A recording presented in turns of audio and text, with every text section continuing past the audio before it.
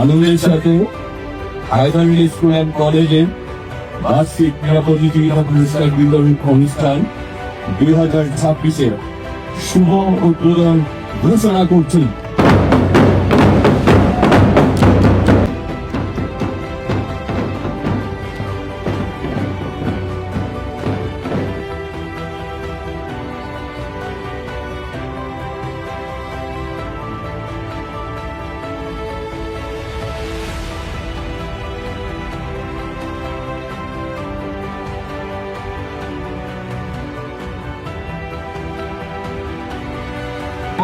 ছাত্রছাত্রীদের উদ্দেশ্যে বলতে চাই, আমার যে লাল সবুজের পতাকা, আমাদের মানচিত্র, আমাদের এই প্রিয় বাংলাদেশকে আমরা কিন্তু লাখো শহীদের রক্তের বিনিময়ে আমরা এই বাংলাদেশ পেয়েছি, মানচিত্র পেয়েছি।